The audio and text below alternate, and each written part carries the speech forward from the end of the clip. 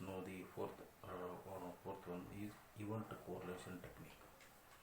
There are some simple method to diagnose and isolate the source of problem in fault and performance management.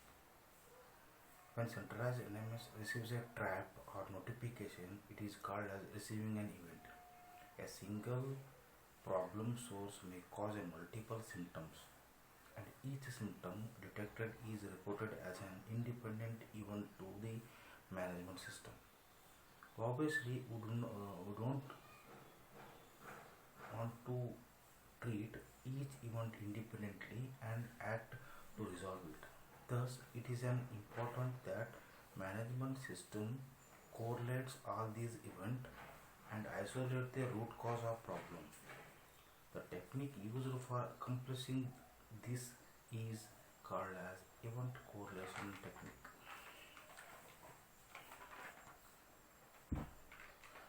There are several correlation techniques used to isolate and localize in networks. It is detecting and filtering of events, correlating observed event to isolate and localize the fault either topologically or functionally. Third one is identifying the cause of problem. So all these three cases there is an intelligence or reasoning behind the methods. Let us know the different approaches. There are 6 approaches to correlation techniques. First one is rule-based reasoning. Second one is model-based reasoning. Third one is cascade-based reasoning. Fourth one is codebook reasoning. Fifth one is state transition graph model. Sixth one is finite state machine model. Let us study one by one in detail.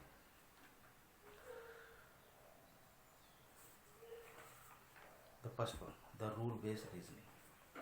It is an earliest form of correlation technique, also called as a rule-based expert system or expert system or a blackboard system. It consists of knowledge base, working memory and inference engine. It has a 3 level representing in 3 components. Components are knowledge level, data level and the control level. Looking to the figure shows a basic rule based reasoning paradigm. It consists of 3 important levels: the working memory, inference engine, knowledge level.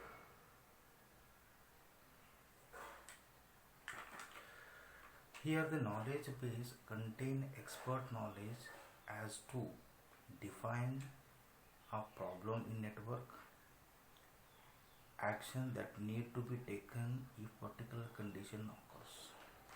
The knowledge based information is rule based in the form of if then condition action containing rules that indicate which operations are to be performed. When the working memory contains as working memory elements the topological and the statement in the form of network being monitored. When the network goes into a fault state, it is recognized by the working memory. Inference engine in cooperation with the knowledge base compare with the current state with the left side of the rule base and find the closest match to output the right side of the rule.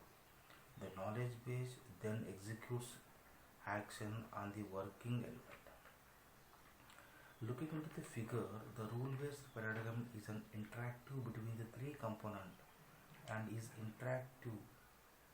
There are several strategies for the rule-based paradigm. A specific strategy is implemented in the inference engine, choosing a specific rule, and action is performed on the working memory element, which could then initiate another event. The process continues until the correct state is achieved in the working memory. For all these concepts, we will consider an example. We can define the alarm condition for the packet loss as follows. If packet loss is less than 10%, alarm green.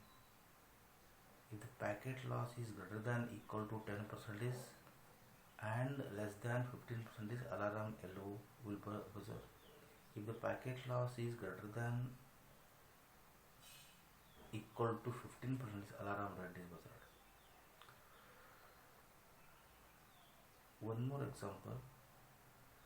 Implementation of RPR, rule based, that is called rule based reasoning. It shows a 4-layer network backbone. A router A links to router B, and hub C is connected to router B, has 4 servers D1 through D4 in its LAN. Without a correlation engine, failure in the inference of router A will generate an alarm.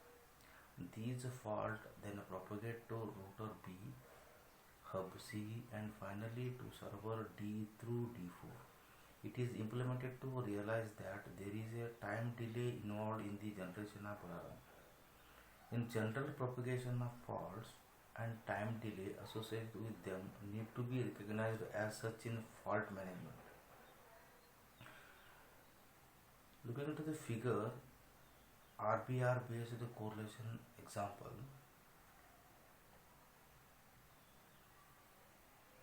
there are components like backbone router A, router B, hub C, and the server 4 server like D1 to D4.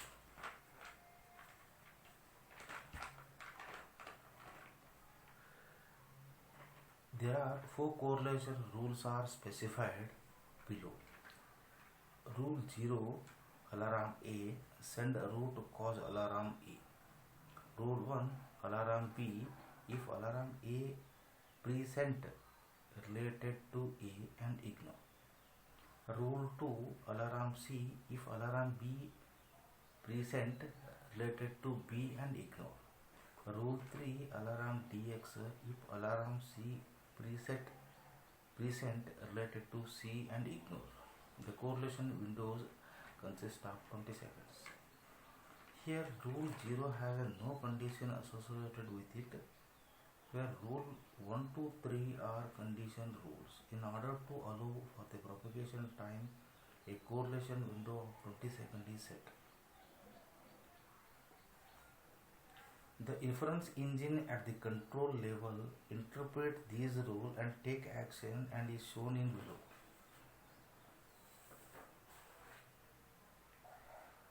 The figure shows control action for a RPR. A correlation window is equal to 20 seconds. Arrival of alarm A sent. Arrival of alarm B correlated by rule 1. Arrival of alarm C correlated by rule 2. Arrival of alarm DX correlated by rule 3. End of the correlation windows. Therefore, it can be observed that only alarm A is sent and other are ignored as long as they arrive within the correlation window. The alarm could be even be generated out of sequence. However, because of the specification of a correlation window size, the inference engine wait before sending alarm B, C and DX.